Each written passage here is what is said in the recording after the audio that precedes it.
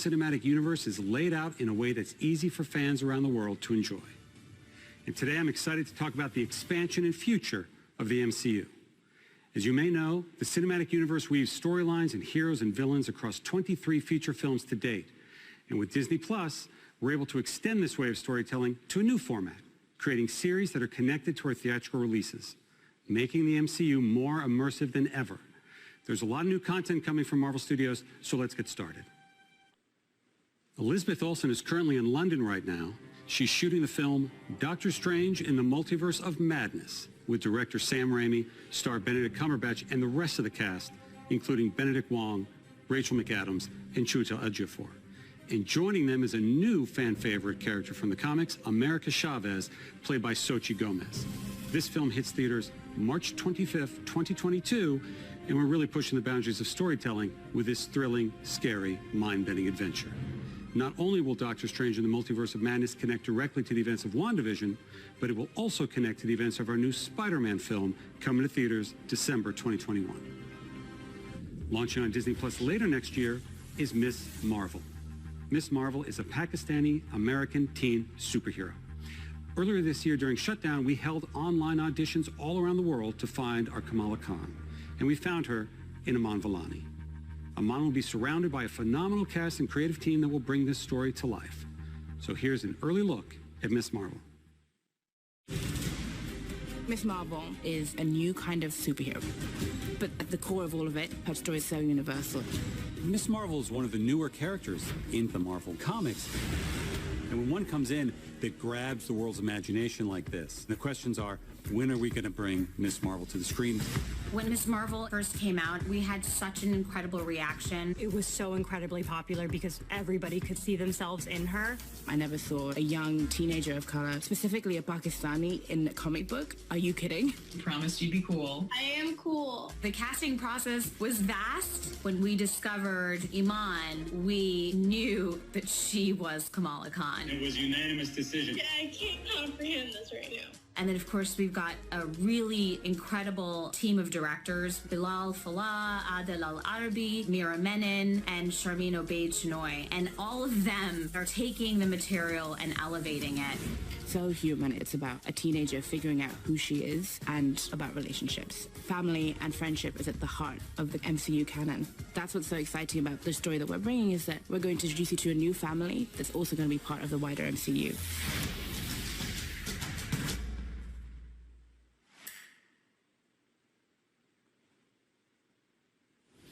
The fact about Miss Marvel is that her idol is Captain Marvel. And Captain Marvel 2 is currently in the works with director Nia DaCosta. And today I'm excited to announce that Miss Marvel, played by Iman, will be joining Brie Larson and co-starring in Captain Marvel 2, along with a grown-up Monica Rambeau, played by Tiana Paris, whom we will have already met in the upcoming WandaVision. So by now you should start getting a sense of the interconnectedness that infuses all of our storytelling. Debuting for the first time in the MCU, She-Hulk is coming to Disney Plus. It's a series about a woman trying to navigate the world and be taken seriously as a working professional, despite the fact that she's well over 6'7" and green. It's a very funny series being directed by Kat Coiro and Anu Valia. And I can officially confirm that She-Hulk / Jennifer Walters will be played by the talented and Emmy Award-winning Tatiana Maslany. I'm also pleased to reveal that the brilliant Tim Roth is returning as the Abomination, a character we first introduced to the MCU in 2008's The Incredible Hulk. And if that's not enough, I can confirm that the Hulk himself, Mark Ruffalo, will be appearing in the series as well. And since Jennifer Walters is a lawyer who specializes specifically in superhero-oriented legal cases, you never know what Marvel characters are going to pop up from episode to episode. Bringing a whole new different vibe to the MCU, Moon Knight is an action-adventure, Indiana Jones-type story coming to life as a Disney Plus series directed by Mohamed Diab. The character Moon Knight is a complex vigilante who suffers from dissociative identity disorder. And these multiple identities that live inside him are very distinct characters in the series. The backdrop of our story is incredible Egyptian iconography.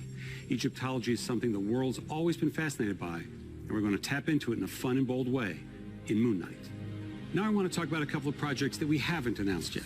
The first of which is Secret Invasion, coming to Disney+. Samuel L. Jackson is back as Nick Fury, and Ben Mendelsohn from Captain Marvel returns as the Skrull, Talos. Next to Civil War, Secret Invasion is arguably the biggest crossover comic event in the last 20 years, and we're bringing it to Disney+. It's about a sect of Skrulls who have infiltrated every level of life on Earth. Ironheart will be a series for Disney Plus about genius inventor Riri Williams, who has the most advanced suit of armor since Iron Man's. Dominique Thorne will play the title role. And as we like to do, both Secret Invasion and Ironheart will tie directly to MCU feature films. We're also well underway on a series for Disney Plus based on Armor Wars, a classic Marvel story about Tony Stark's worst fear coming true. It's what happens when his tech falls into the wrong hands. And this series will star beloved member of the MCU, Don Cheadle, who will be returning as Jim Rhodes, a.k.a. War Machine. One of the best things about expanding the MCU to Disney Plus is that our team at Marvel Studios is finally able to do some of the things we've always wanted to do, but didn't quite have the right outlet for, like produce our first ever live-action holiday special. In a reverent Guardians fashion, the Guardians of the Galaxy Holiday Special is going to be a lot of fun, especially since James Gunn is back to write and direct. In fact, we're going to shoot it during production of Guardians of the Galaxy Volume 3. This special will drop the holiday prior to the next Guardians of the Galaxy film, which hits theaters in 2023. And speaking of Guardians, aptly titled I Am Groot, everyone's favorite little tree, Baby Groot, will star in a series of shorts on Disney Plus featuring several new and unusual characters. Before I go, I couldn't leave you without giving a few more updates on some of our most anticipated upcoming films. In January, we'll begin filming Thor, Love and Thunder with director Taika Waititi and Chris Hemsworth, Natalie Portman, and Tessa Thompson returning.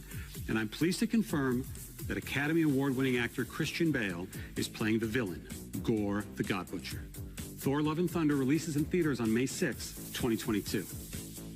As we announced at Comic-Con last year, we're moving ahead with Blade, starring Academy Award winner Mahershala Ali. The development and storylines are coming together, and we'll have announcements very, very soon. Director Peyton Reed is hard at work with our Marvel Studios team on the third Ant-Man film, which will officially be called Ant-Man and the Wasp: Quantumania. Paul Rudd, Evangeline Lilly, Michael Douglas, and Michelle Pfeiffer are all returning. And Catherine Newton is joining the cast and playing Cassie Lang. And in the role of Kang the Conqueror, we have a great actor, Jonathan Majors. I wanted to acknowledge the devastating loss of a dear friend and member of the Marvel Studios family. Chadwick Boseman was an immensely talented actor and an inspirational individual who affected all of our lives professionally and personally. His portrayal of T'Challa the Black Panther is iconic and transcends any iteration of the character in any other medium from Marvel's past. And it's for that reason that we will not recast the character.